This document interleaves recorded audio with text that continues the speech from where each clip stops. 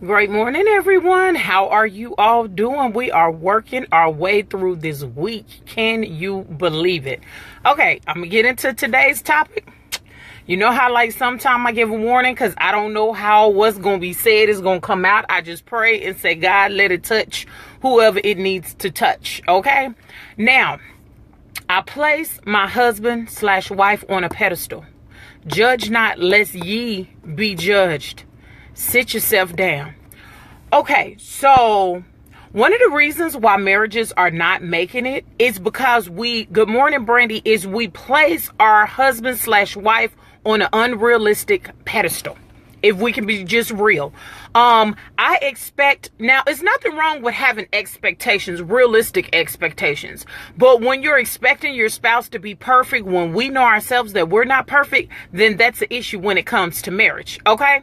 So we have to, number one, ask ourselves as husbands and wives, do we do this? Do we place our spouse on an unrealistic expectation, have unrealistic expectations and place them on an unrealistic pedestal? Now, I have been talking about what I'm about to say right now. Good morning, Natasha, for some time. Okay. I really thank God for how, I keep saying this, how he, slowed me and my husband down, how he set us down. Because when I tell you, in the midst of tragedy, I believe in my heart, in the midst of something tragic that you may experience, you're going to learn a great deal if you allow yourself. And so that's why sometimes when people, let's say, get a divorce and they hurry up and jump into another marriage, they're not allowing themselves to heal. Okay. They're not allowing themselves to process what happened here. Why didn't it work, or whatever the case may be. I don't want to feel it. I want to be numb to it. So I'm just going to jump into another relationship or whatever. Some people just say, well, I do it because I don't like to be by myself. Now, let me go ahead and talk about this. One thing that I always say, and this is what I'm learning, especially being in the counseling program, is we really need to get back, because I try to apply God and spiritual to everything that I do. I'm not spiritually spooky deep, but I try to apply God and spiritual to everything I do. If we could get back to just meeting people where they're at, loving them where they are at. I sit up and think about Jesus when Jesus walked this earth. Jesus, judge not lest ye be judged. Jesus, are you the one that can, good morning, Yvonne, how you doing? And when they was talking about the stones and the lady, and they wanted to stone the lady, can you not throw a stone? I mean, are you that innocent that you can't throw a stone? See, the reason why I'm talking about this is because as God is allowing me to transition through this process with the things that he's teaching, that's why you have a lot of people that'll fall off from you because they don't understand the transition in which God is taking you to. Okay, Shan, where are you going and how you tying this back in with judge not lest ye be judged? It's because sometimes, if we be honest, we judge our spouse. We judge our husband or our wife or whatever the case may be when we are not without a blemish or a wrinkle or a spot. So how can we really expect our marriage to really prosper if we're always holding our spouse to an unrealistic expectation, setting them on an unrealistic pedestal, and we're judging them? And so when God brought that to me, like, look, I need you to love your husband where he's at, just like he's loving you where he's at. We cannot expect our spouse to be real and or to be transparent, but they trying to share a transparent moment with us. They trying to communicate with us, but then we set up here and shoot them down because we act like unrealistically that we're better. And the sad thing about it is that's just our society. That's just what we do as a people. Good morning, Andre, because think about this, okay? Tell me we don't do this. Think about this. I'm gonna go off a bunny trail real quick and I'm gonna come back. So think about this. There's been some times, if you can be really honest with yourself, where you be like, where we have been like, oh yeah, I'm better than this person. We compare ourselves. Oh, I'm better than this person because I got a degree. Oh, I'm better than this person because I got a business. Oh, I got one up on this person because I'm the CEO of the company, or whatever the case may be. We may feel like we're better than our spouse, but we don't think it. We think it in our mind, and sometimes it's portrayed out of our mouth the way that we condemn them.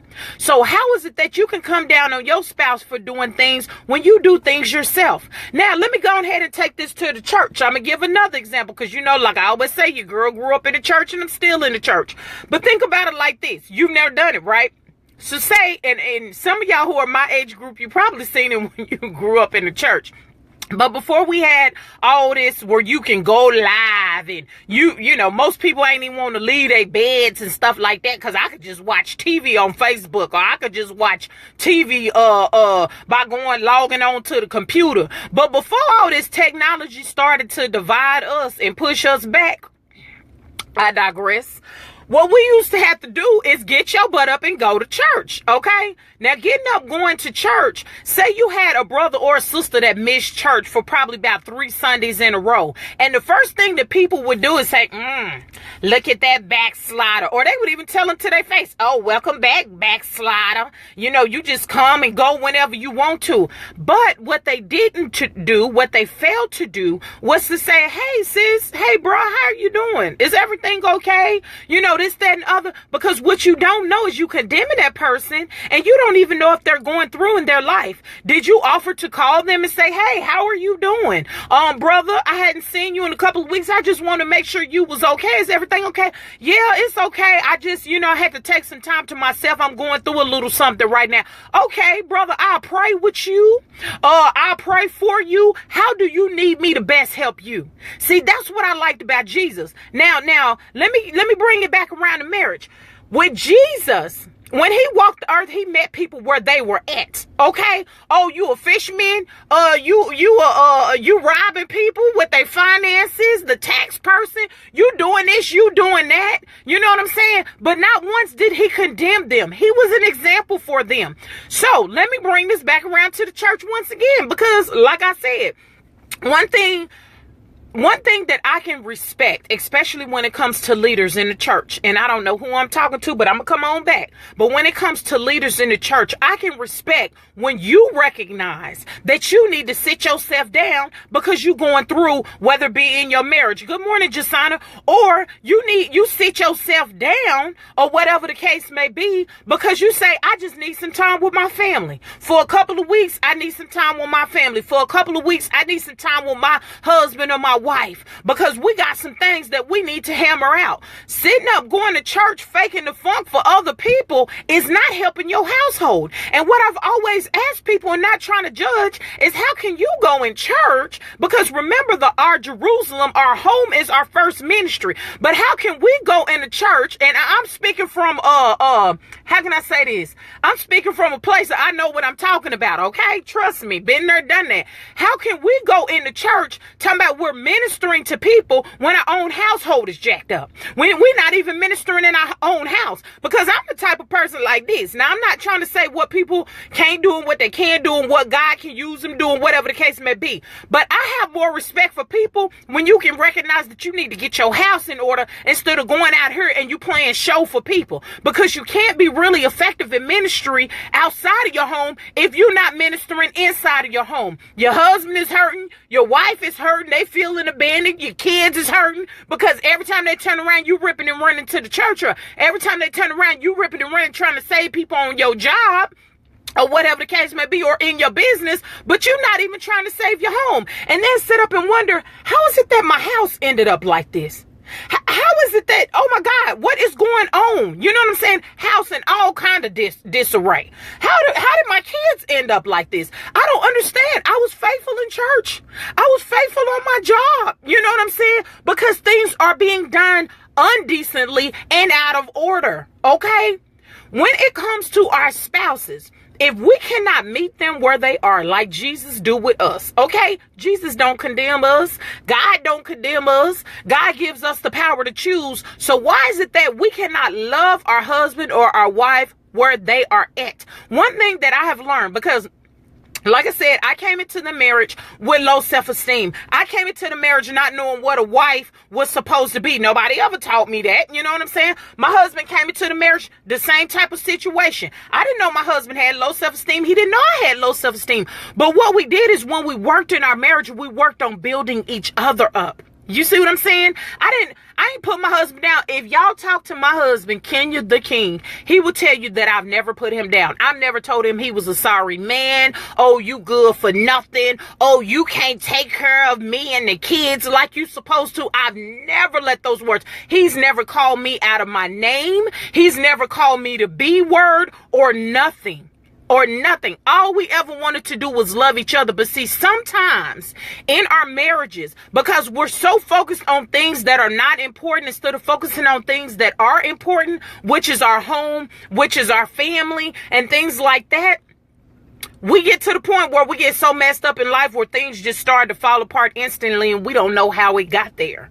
We do not know. So I just encourage you, do not judge your husband or your wife and think subconsciously that you're better than them. Don't do that. Because if you say, well, I don't think I'm better than my husband. I don't think I'm better than my wife. What are the words that's coming out of your mouth? What are they saying? What are your spouse hearing? What is that nasty attitude that you displaying? Even if you don't say anything and rolling your eyes and stuff like that, that is showing, that's speaking volumes more than what you can even say out of your mouth. But you can tell a loving marriage, not to say that, our marriages have to be perfect throughout, but you can tell a loving marriage by how things are displayed. I'm not talking about people that's faking it, because you can look through people who faking it in a marriage. You can. It's just the little things that you see. And I'm not saying put on the show. What I'm saying is work in your marriage to where I don't understand. Help your girl out, because this is what I don't understand. How is it that people are more willing to work hard at faking it like their marriage is good instead of getting to the root of what the issue is and actually work on having a good marriage? How do we do that? Oh, we can fake the funk all day. Oh, we go around our mother-in-law or whatever. We just smiling, acting out lovey-dovey. But as soon as we get ready to leave and get back on the road to get home or whatever the case may be, then we arguing, we fussing and fighting, or we're not even talking to each other. Why are we doing this? Where's this coming from? Why are we putting more energy in faking the funk to try to look good in front of other people instead of saying, you know what? It's time to fall back and readjust. It's time to readjust fire. It's time to get this in order. You know what I'm saying? So, like I said, if you're one that you are judging and condemning your spouse, I'm gonna need, even if you're not married, I need us to start appreciating people and loving people right where they are. Because we don't understand. Just like us as husbands and wives, we can plant that seed and we can pray to water it. You hear me? I remember I used to cuss like a sailor. I'm just being real, when I was in the military. And then when I grew out of that or whatever, because I remember somebody told me, you know what, to her, a female cuss like that is just so unattractive. Like, that is just, baby, when I tell you I cussed like I was a Navy sailor or a Marine. You hear me? But I was Army. And then my husband, like, when I got past that, my husband, I noticed him cussing. I think the reason why I stopped cussing is because our second son started cussing because he was mimicking what we were saying. But then my husband was cussing. And I remember saying, oh my God, that does sound unattractive, whether good morning, Keela, whether a man or a woman do it. It sounds really unattractive. It sounds really unprofessional to be cussing so much. So I remember praying. I remember praying over my husband. I remember praying, saying, God, I don't want to come down on my husband because I'm coming down on him for something that I used to do. Don't that sound familiar? Sometimes that's what people do in the church. When we feel like, good morning, Natasha, we done got delivered and set free. Then instead of helping the next person get delivered and set free, we start cutting them down. Because, they do exactly what we used to do, okay? But we act like we better instead of helping them out what we used to do. So anyway, I got to praying because I didn't want to be like, dang, baby, can you just shut up? Can you quit cussing? Oh, my God, that sounds so unattractive, whatever the case may be. I just planted the seed and I prayed. And I said, God, if you could just take this, because I'm telling you, we both used to be like, say less. That's what we need to do when it comes to our marriage. Even though, because we got our husbands and our wives, they do things that irritates the daylights out of us. Irritate. We could probably tell them, baby, can you please quit doing that, baby? When you do that, that irritates me. Can you please quit doing that? I'm just saying, I love you, and I ain't trying to judge and condemn, but can you please just stop doing that? And they still doing it unknowingly because it's a habit for them, and it takes a while for a habit to be broken. But that don't mean that we get on our high horse and we come down on our spouse. We are not supposed to do that. What we are supposed to do, if not anybody else, and anybody who knows us know me and my husband like to help people as much as we can.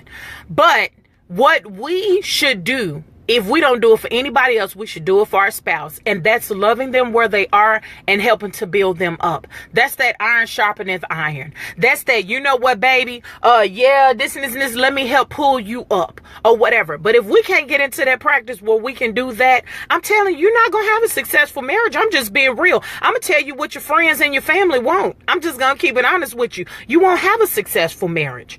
So get to the place where you love and you see your spouse the way Christ do. Because, oh, thank you, Yvonne, African Pride and Jewelry. Because when you get to loving your spouse the way that Christ do, what I learned to see is, instead of seeing my husband where he was at, God allowed me to see my husband to where he was going to go. Good morning, Aikisha, to where he was going to be. And so I'm like, okay, God, you showed me where my husband was going to be. Can you show me what I need to do as his wife to help him get there? See, we don't pray those type of prayers. We set up and tell our husband and our wife, if they don't line up with us, then we leaving them. But how many times are we really putting prayer on it? We probably putting prayer on it so we won't choke them to sleep. That's probably what we're doing. But we're not putting prayer on it saying, okay, God, because I'm telling you, when you pray that prayer and say, God, even for those who are single and you get married in the future, when you pray that prayer and say, God, allow me, because this is what I'm saying. Oh, God, I don't want to be in the midst of this. Allow me to see my husband and wife the way that you see them. And God give you that vision and a dream, or however he bring it to you, or somebody will come and tell you, oh, because people used to tell me all the time, oh, your husband is a mighty man of God. Oh, the way that your husband deliver that word when he be ministering over that pulpit, and it wasn't in a way where they wanted to be with my husband and stuff. I had to wake up because I wasn't seeing what people were seeing, because I wasn't praying for God to show me. You see what I'm saying? So we need to get to the place to where we're not condemning our husbands and wives, because trust me, when you get to the place where you always condemning, even it's in your mind, remember that scripture, judge not unless ye be judged. Okay? Judge not unless ye be judged, which is basically saying the way you judging them, you gonna be judged too. We supposed to love them. That's what we said we were gonna do on the altar.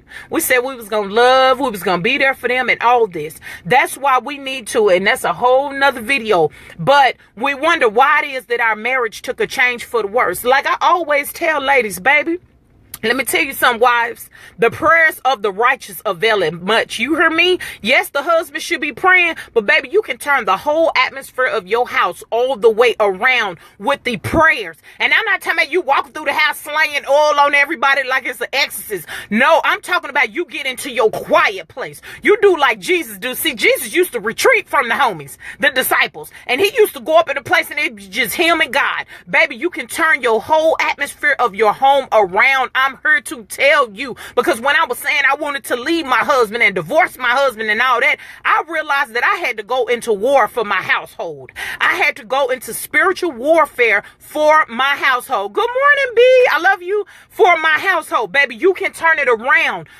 Women, wives, we don't understand the power in which we possess, and that's going to be a whole nother video. I'm probably going to have to continue that tomorrow because I'm getting excited just thinking about it. But if you didn't get nothing out of today's video, get this. Do not judge your spouse.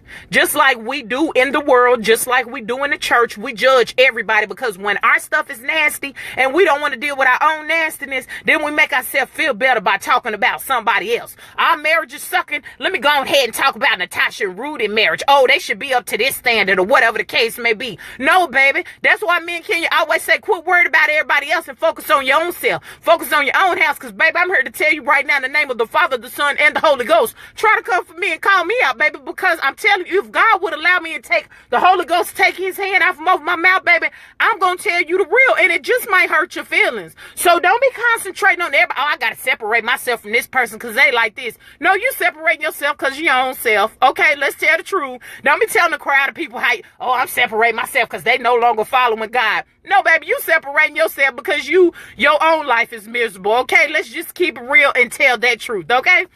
But y'all have a blessed day. Don't let anybody steal your joy. Share this because it's free. Your girl probably gonna pick this up tomorrow of how you can turn your house around as a wife. And share this because it's free. Be a blessing and not a curse. And I'll be back with y'all tomorrow. God bless.